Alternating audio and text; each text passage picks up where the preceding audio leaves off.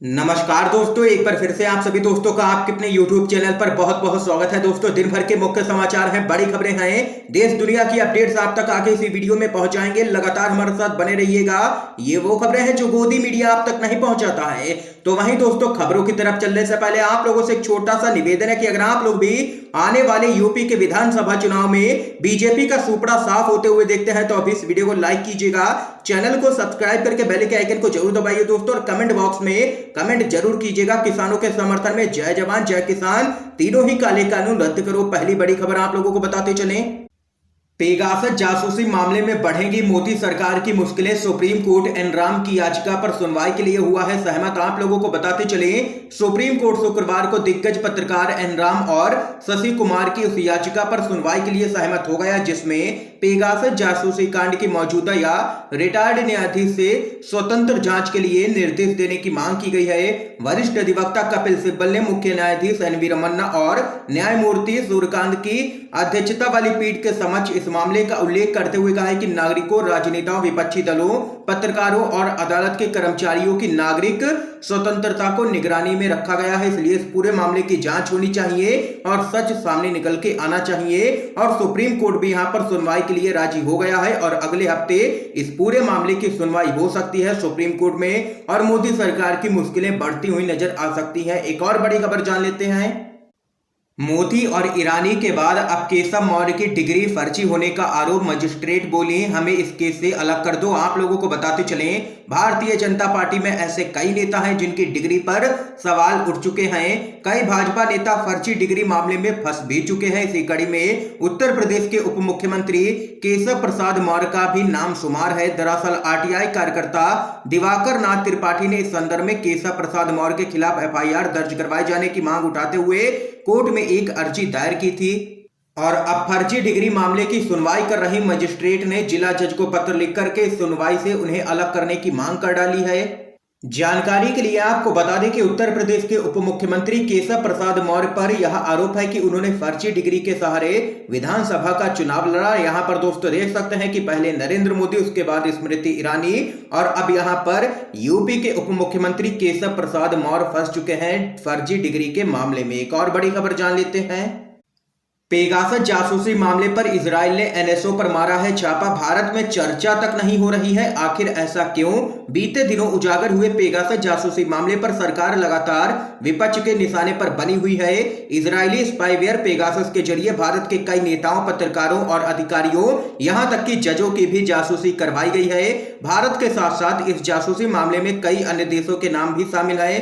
बताया जाता है कि पेगासस का इस्तेमाल फ्रांस के राष्ट्रपति इमैनुअल मैक्रों की संभावित जासूसी के लिए भी किया गया है, जिसके चलते फ्रांस सरकार ने जहां पेगासस मामले की जांच करवाए जाने के आदेश दिए हैं, वहीं भारत में संसद में इस मुद्दे पर सिर्फ बहस और चर्चा किए जाने के लिए विपक्षी पार्टियां एड़ी चोटी का जोर लगा रही हैं। इस बीच खबर सामने आई है कि पेगासस तैयार करने वाली इजरायली कंपनी एनएसओ ग्रुप के दफ्तरों पर इजरायली अथॉरिटीज के द्वारा रेड की गई है।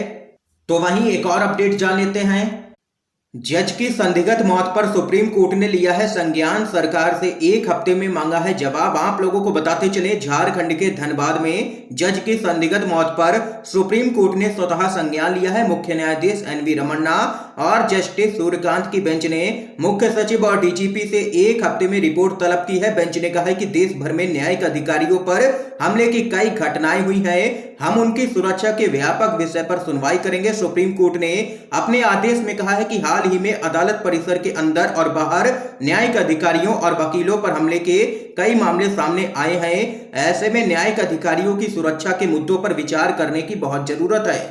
गौरतलब है कि गुरुवार को धनबाद में मॉर्निंग वॉक के दौरान जज उत्तम आनंद को ऑटो ने कुचल दिया था। गंभीर हालत में उन्हें अस्पताल में भर्ती कराया गया, जहां पर उनकी मौत हो गई। जिस तरह घटना को अंजाम दिया गया है उससे ही ये यहां पर साजिश लग रही है। साफ तौर पर लग रहा है कि जज की हत्या की गई है। ये यहां पर दोस्तों देख सकते हैं कि सुप्रीम कोर्ट में ये पूरा मामला पहुंच चुका है और सोशल मीडिया पर भी ट्रेंड कर रहा है ये मामला। और लोगों का कहना है कि पहले जज लोया और अब ये यहां पर झारखंड में मामला सामने निकल के आया है। दोस्तों, एक और अपडेट की तरफ चलते हैं। महंगाई के मुद्दे पर बोले हैं राहुल गांधी, ये मोदी सरकार की अंधाधुंध टैक्स वसूली किसी को नहीं हो रहा है फायदा। आप लोगों को दोस्तों बताते चलें, कांग्रेस के पूर्व अध्यक्ष राहुल गांधी का सरकार पर हमला लगातार जारी है। वह ट्विटर के माध्यम से मोदी सरकार पर हमले का कोई भी मौका नहीं छोड़ रहे हैं। कई मामलों पर वे सरकार को घेरने की लगातार कोशिश में जुटे हैं। ताजा हमला उन्होंने महंगाई को लेकर के किया है। राहुल गांधी ने कहा है कि देश की जनता महंगाई से परेशान है और मोदी सरकार टैक्स वसूली में लगातार लगी हुई है। दरअसल दोस्तों आप लोगों को बताते चले, राहुल गांधी ने ट्वीट कर लिखा है कि सब सामान महंगे होते जा रहे हैं, उपभोक्ता परेशान है, लेकिन क्या इसका थोड़ा भी फायदा छोटे उत्पादक, दुकानदार या किसानों को हो रहा है? नहीं, क्योंकि ये महंगाई असल में मोदी सरकार की अंधाधुंध टैक्स वसूली है। और इससे पहले राहुल गांधी ने जबरदस्त हंगामा किया है लोकसभा के अंदर पेगासस और किसानों के मुद्दे पर। एक और बड़ी खबर आप लोगों को बताते चलें, मिजोरम यात्रा के खिलाफ असम के परामर्श पर घिरी है मोदी सरकार। कांग्रेस ने कहा देश के लिए शर्मसार करने वाला दिन है। असम मिजोरम में जारी तनाव के बीच कांग्रेस ने कहा है कि यह देश के लिए शर्मसार करने वाला दिन है, क्योंकि असम और मिजोरम के बीच सीमा पर तनाव के बीच एक राज्य को अपने यहाँ के लोगों को दूसरे राज्य की यात्रा को लेकर के एक परामर्श जारी करना पड़ा है। कांग्रेस पार्टी के प्रवक्ता रणदीप सुरजेवाला ने असम सरकार के द्वारा राज्य के लोगों को मिजोरम की यात्रा से बचने के लिए जारी किए गए परामर्श का हवाला देते हुए कहा है कि देश में यह सब मुमकिन है जब नरेंद्र मोदी सत्ता में हो।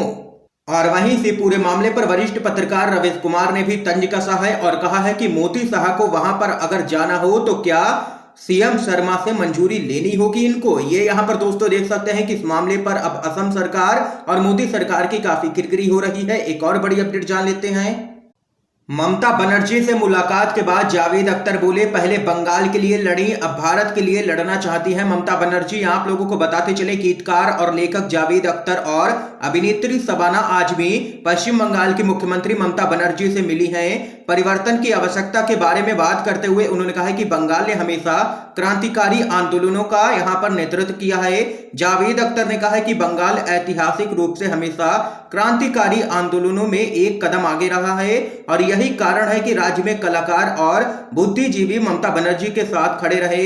यहां पूछे जाने पर कि क्या बदलाव की जरूरत है देश में, तो जावेद अख्तर ने कहा है कि मैं सभी के लिए तो नहीं कह सकता, लेकिन व्यक्तिगत रूप से मुझे लगता है कि परिवर्तन होना चाहिए। देश में अभी बहुत तनाव है, ध्रुवीकरण का मुद्दा है, कई लोग आक्रामक बयान देते हैं, हिंसा की घटनाएं होती हैं। यह शर्म की बात है कि दिल्ली में सांप्रदायिक दंगे हुए, ये चीजें नहीं होनी चाहिए। इस सब के लिए यहाँ पर कौन जिम्मेदार है ये तो सबको पता ही है, इसलिए बदलाव होना चाहिए। ये यहाँ पर खबर सामने निकल के आई है। ममता बनर्जी लगातार कई लोगों से यहाँ पर मुलाकात कर रही हैं। एक और बड़ी खबर आप लोगों को बताते चलें, प्रियंका गांधी करेंगे उत्तर प्रदेश का दौरा, बीजेपी को घेरने के लिए कांग्रेस लगाएगी ट्रेनिंग कैंप। आप लोगों को बताते चलें, कांग्रेस की महासचिव प्रियंका गांधी जल्द ही उत्तर प्रदेश के व्यापक दौरे पर नजर आएंगी। सूत्रों के मुताबिक प्रियंका गांधी जल्द ही प्राथमिक तौर पर उत्तर प्रदेश समेत उन बाकी राज्यों का ज्यादा से ज्यादा दौरा करेंगी जहां पर चुनाव होने वाले हैं। इस बीच कांग्रेस ने उत्तर प्रदेश चुनाव के लिए कमर कस ली है। सूत्रों के मुताबिक कांग्रेस 5 अगस्त से